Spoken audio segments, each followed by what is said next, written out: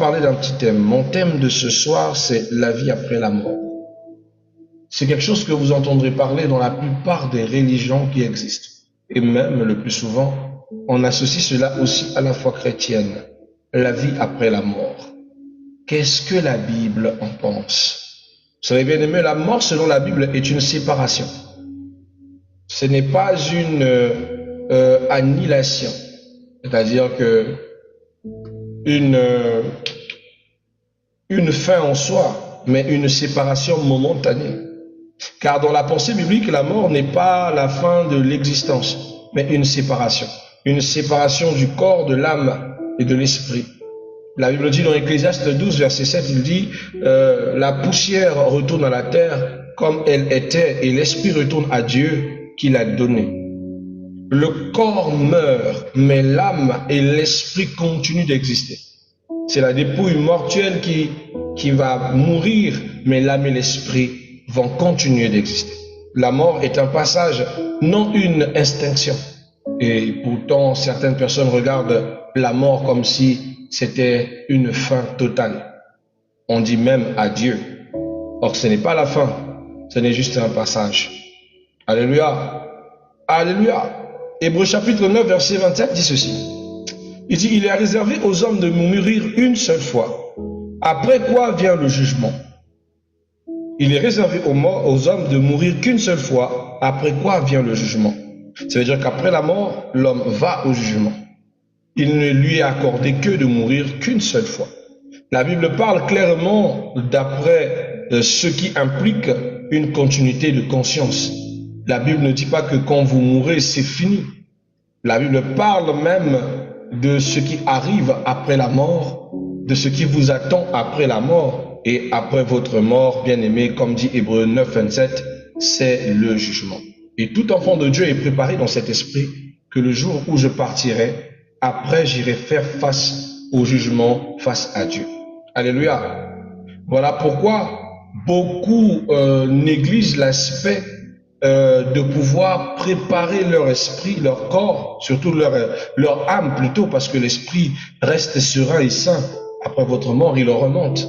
Mais c'est surtout votre âme qui ira au jugement et ne travaille pas souvent cet aspect de ce qu'on appelle par l'état de l'âme après la mort ou l'état de l'âme avant la mort.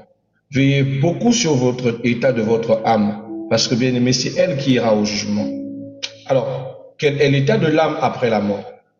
Après qu'une personne décède, il y a plusieurs étapes qui conviennent. La première, c'est la conscience après la mort. La Bible montre que les morts sont conscients. Ils sont conscients qu'ils ne sont plus de ce monde. La parabole de l'homme riche et la parabole de Lazare le pauvre. Dans Luc chapitre 16, verset 19, verset 31, une belle histoire où on met en profil deux morts, on met en profil deux consciences après la mort, dont l'un qui se retrouve et va au ciel, et l'autre qui va en enfer, et ils se souviennent et parlent et ressentent. On verra même dans le verset 23, le riche leva les yeux et demande de l'aide au père Abraham pour dire s'il te plaît, est-ce qu'on peut vous demander à Lazare le riche, à Lazare le pauvre, de prendre un peu d'eau, de lui donner dans le tourment des feux. Le père Abraham lui dit qu'il n'y a aucun rapport entre lui et là où se trouve Lazare le pauvre. Et il dit au père Abraham, si possible, pourquoi ne pas du tout transmettre au monde des vivants, c'est-à-dire là où nous sommes, les vraies réalités de ce qui se passe là-bas, pour qu'il se prépare. Et le père Abraham leur répond que il n'y a pas de rapport entre les vivants et les morts. Et chez les vivants, ils ont les prophètes, c'est-à-dire les serviteurs de Dieu, qui sont là pour les édifier, leur préparer à la traversée. Que s'ils ne les croient pas, tant pis. Mais pour lui, c'était déjà trop tard, car il était dans le tourment de feu. Le tourment de feu, ce que beaucoup de personnes trouvent beaucoup de contexte pour dire que ça n'existe pas. Mais ça existe, c'est l'enfer. Ce que l'homme aura semé, il le moissonnera. Retenez bien ça, ce que l'homme aura semé, il le moissonnera sur cette terre ou après. Donc, tout ce que vous faites sur cette terre prépare bien votre accession, c'est-à-dire votre vie après la mort. Amen. Alléluia. Donc Jésus n'enseigne jamais l'inconscience de l'âme après la mort. Jésus nous montre bien que ce sont des choses qui se font. Alléluia. On nous montre deux destinations distinctes. Avant la résurrection finale, la Bible présente deux étapes spirituelles. Il parle du lieu de la consolation appelé le sein d'Abraham, c'est-à-dire le paradis. C'est mentionné dans la Bible. Et on nous parle du lieu des tourments, encore appelé par les Grecs Hadès, le séjour des morts. Dans le livre de Luc, chapitre 23, le verset 43, la Bible dit « Aujourd'hui, tu seras avec moi dans le paradis ». Ce sont des mots qui sont clairs dans la Bible et tous les chrétiens savent qu'il y a un paradis et il y a un enfer. Nous avons aussi, bien aimés, nous savons aussi que la destinée de l'âme est déterminée avant la mort par la relation avec Dieu. C'est-à-dire que c'est nous-mêmes qui nous condamnons déjà à un jugement serré pendant que nous sommes en vie. Normalement, on a la capacité de pouvoir éviter à ce que notre âme soit jetée à la damnation en arrangeant notre conduite, en ayant une bonne marche avec Dieu, en gardant une bonne conscience dans la vie avec Dieu. Que lorsque nous évitons de poursuivre ces choses charnelles, ces choses qui nous perdent de vivre dans la haine, dans la destruction de soi et la destruction des autres. Mais cependant, nous ne choisissons pas ce chemin. Le plus souvent, nous choisissons le chemin des désirs, des plaisirs, de laisser notre envie, notre désir prendre le dessus sur le bien des autres, faisons le mal à autrui, tout en oubliant que nous préparons le fossé de notre mort. C'est pas que Dieu vous tolère dans cette bêtise, il sait juste qu'un jour, un jugement viendra et vous serez face au jugement où vous répondrez de vos actes. Et bien aimé, quand l'ardoise sera extrêmement salée, bien aimé, sachez qu'il n'y a que deux destinations. Il y a la géhenne et il y a le paradis. Alors posez-vous l'action de savoir, est-ce que si maintenant la mort devait venir, est-ce que vous êtes totalement éligible pour le paradis? Maintenant, parce que demain, ce sera plus possible. Arrangez votre conduite avec Dieu, réparez vos torts, disciplinez vos vies. Lazare le riche ne s'attendait pas à se retrouver là où il est. Il pensait qu'avec son argent, il pouvait continuer à piétiner avec arrogance. Je prenais l'exemple de cet ami qui, par son arrogance, pouvait piétiner mon ego pour me rappeler qu'il avait or et argent, qu'il roulait par n'importe quelle voiture. Il pouvait changer des véhicules comme il le voulait. Mais aujourd'hui, quand il est mort, on lui a mis dans un même cercueil que tous nous porterons. On lui a fait porter une veste et des bas de même pas 100 francs, des bas de 200 francs, quelque chose comme ça. Et aujourd'hui, il est mis en terre à Itatolo, au cimetière, mis avec tout le monde, installé à côté du pauvre, car même dans la mort, ces distinctions n'existent pas. Donc, soyez humbles et prenez conscience qu'il y a quelque chose qu'il y a après la mort et la vie n'est pas tout. La vie est éphémère, elle est même très courte sur cette terre. Alléluia. Alléluia. Alors, on parlera en petit 3 de la résurrection.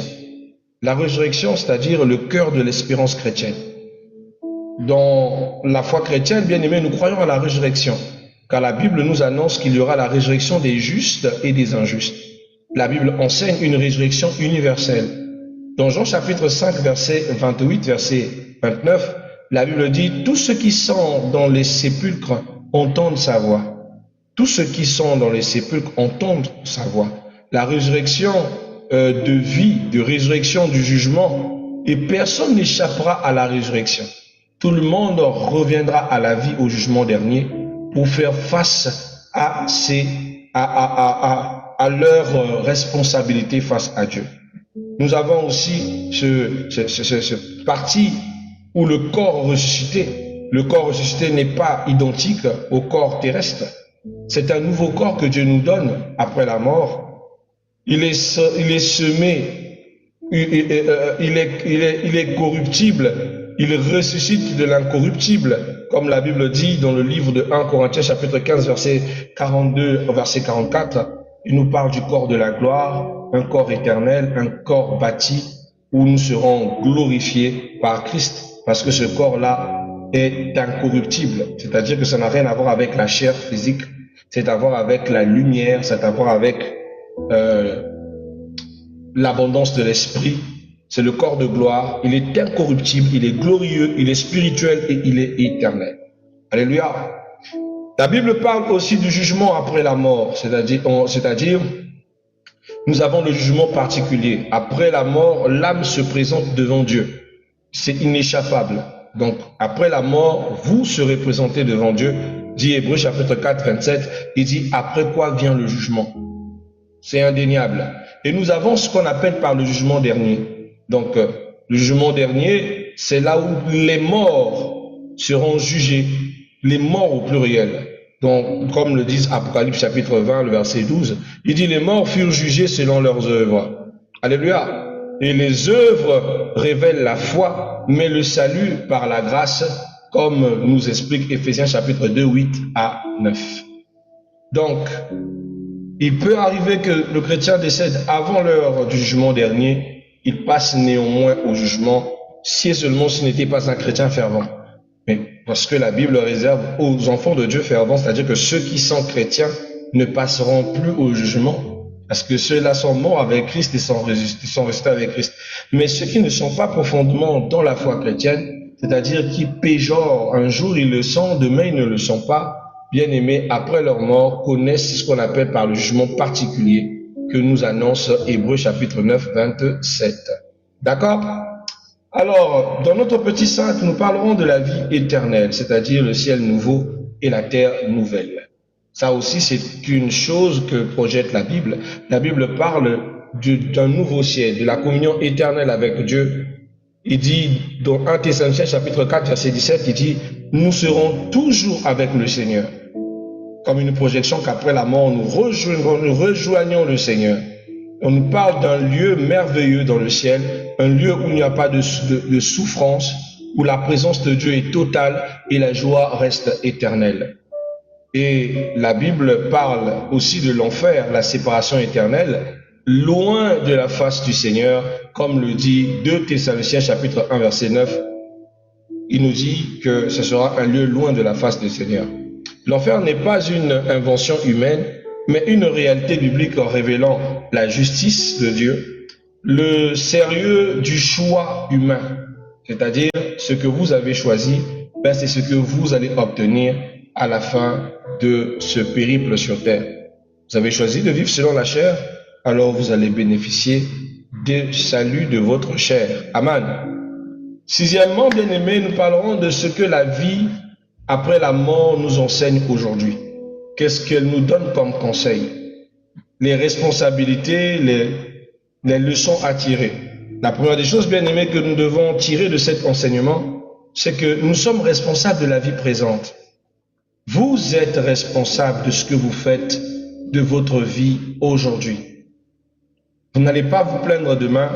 Vous savez, moi j'aimais souvent ma mère me parler de cet enseignement de tous les jours. Il me disait, souvent il faut penser à la messe des morts. Payer des messes pour vos défunts.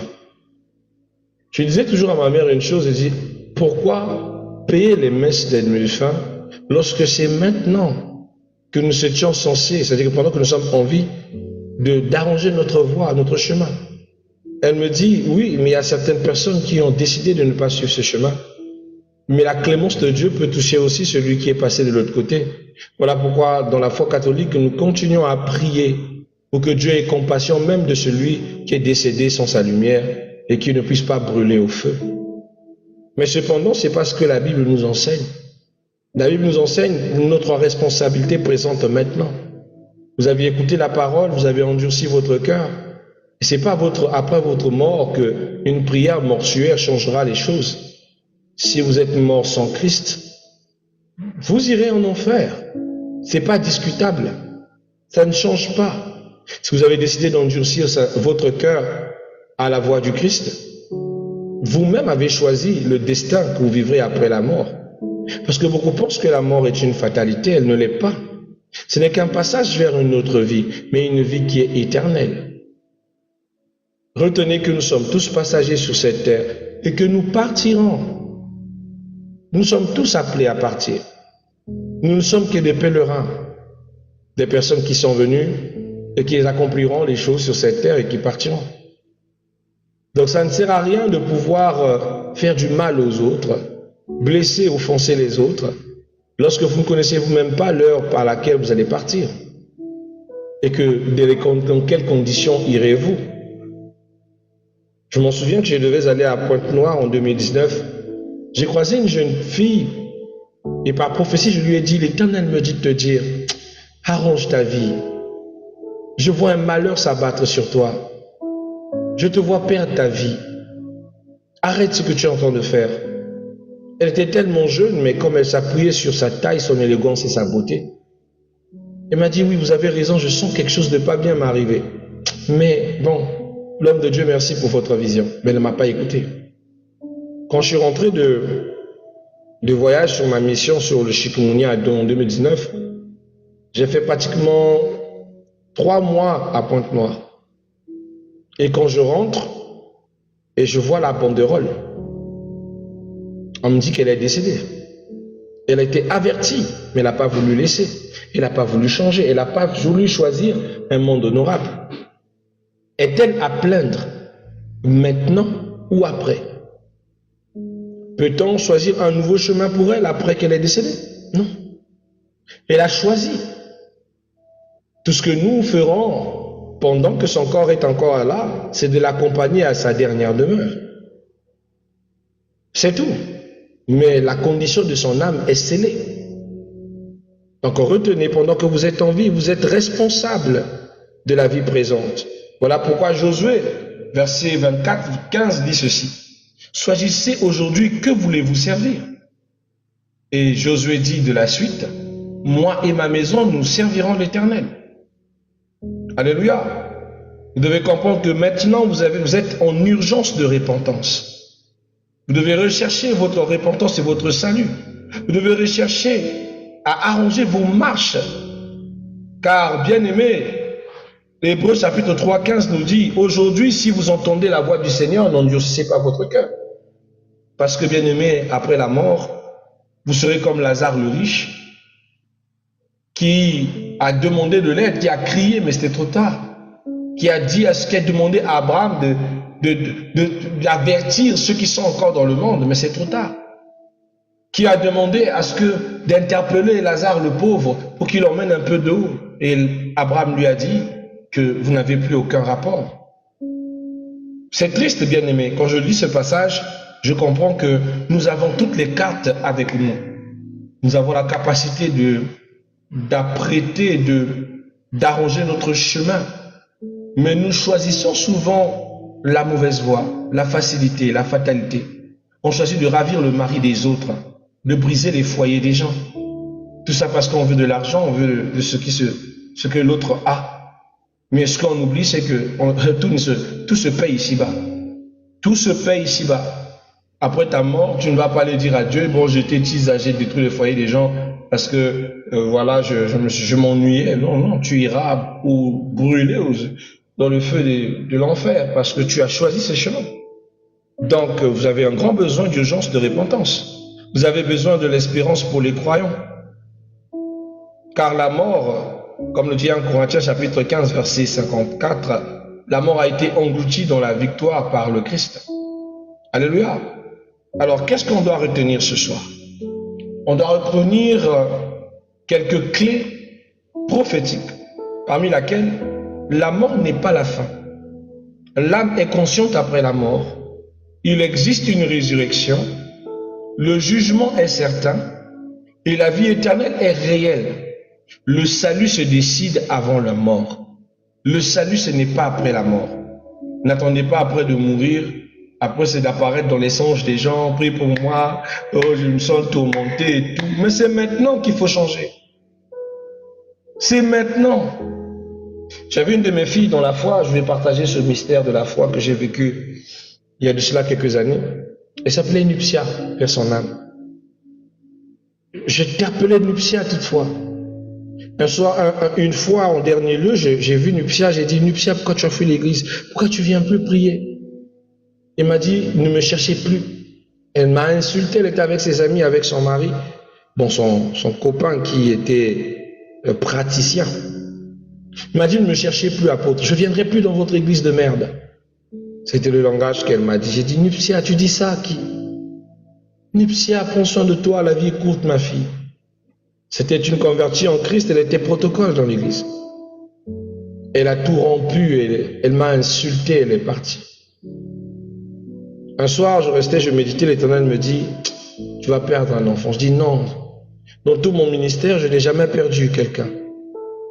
Je n'ai jamais perdu une âme dans le sens où la personne est allée à la mort parce qu'elle s'est mal comportée ou quelque chose comme ça. Seigneur, ne permets pas, s'il te plaît. Il dit non, non. Elle s'est enfoncée dans le mal. Sa grande sœur était une fille dans la foi et sa grande sœur m'appelle pour me dire, papa, Nuptia ne va pas bien. Nuptia est sévèrement malade. Donc là, les parents, comme ils sont en train d'aller à Moussaka, donc ils vont aller avec elle à Moussaka. Je dis non, ramenez-moi Nuptia, on va prier. Bien aimé, vous savez, quand quelqu'un n'est plus sous le sort des hommes et que c'est maintenant son temps, on avait beau mettre des programmes ensemble avec les parents pour qu'ils m'emmènent cette fille pour qu'on prie. Je n'ai pas compris qu'est-ce qui s'est passé avec les parents. Les parents ont quand même de force pris Nuptia, ils sont partis avec elle à Moussaka. Et c'est comme ça à Moussaka qu'elle va décéder. Le jour où elle décède, j'étais face, je méditais, j'étais avec mon fils dans la foi, le pasteur Jude, et mon cœur a traduit, j'ai eu mal au cœur. Il y a eu un grand grondement de tonnerre et je l'ai vu. Je l'ai vu en vision.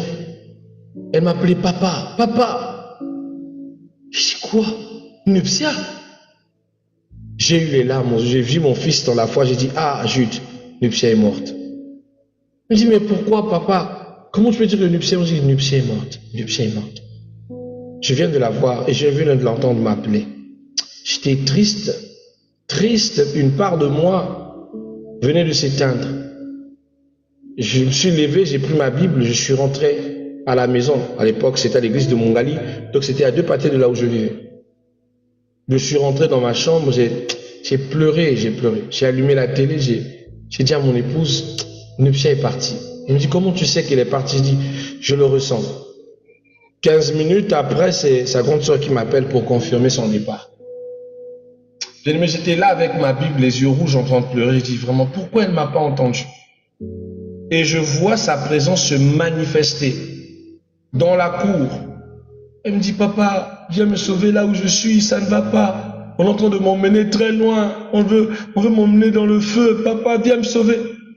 J'étais impuissant face à ce phénomène. Je ne pouvais pas l'aider.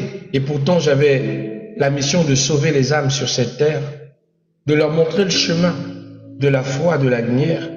Mais je n'ai pas pu aider Nuptia après sa mort. J'ai tiré une grande leçon, bien-aimé. Ne ratez pas l'opportunité de changer lorsqu'il est encore temps. Parce qu'après la mort, aucun pasteur ne va t'aider. Aucune prière de requiem ne changera quoi que ce soit. Après, c'est juste le jugement qui t'attend. Et tu feras face à tes choix. Tu feras face à ce que tu as choisi de ta vie. Là-bas, tu n'accuseras personne, ni père ni mère. C'est toi qui l'as choisi. Nuptia est parti. Et nous autres qui restons aujourd'hui, écoute ce témoignage. J'ai vu ma fille aller dans le feu. Est-ce que ça fait plaisir? Non. Ça doit plutôt éveiller nos consciences pour que nous puissions comprendre qu'il y a bel et bien une vie après la mort. Donc ne pensez pas que tout ce que vous faites sur terre reste sur terre. Quelqu'un qui te dit que non, il faut encore vivre, la vie est courte. Bien aimé, la vie éternelle existe. Donc laissez-moi, je vais enjoy it à l'éternité. Mais pendant que je suis sur cette terre, discipline. Pendant que je suis sur cette terre, j'ai dit à mon corps, monsieur, je ne veux pas des embrouilles. Il est hors de question qu'après avoir été mis au monde au Congo et souffert sur le Congo, avoir déjà vécu l'enfer au Congo, que j'ai encore vu l'enfer au ciel, ça n'a aucun sens. C'est comment vous êtes né 2 fois pour aller en enfer. Il n'y a qu'un Congolais qui comprendra de quoi je parle. Amen. Mais faire la grâce de notre Seigneur, mes bien-aimés, je vous aime beaucoup. Prenez soin de votre vie sur terre et apprêtez votre âme, votre cœur à pouvoir comprendre que vous devez être sûr que personne ne vous ravisse ce droit d'aller au ciel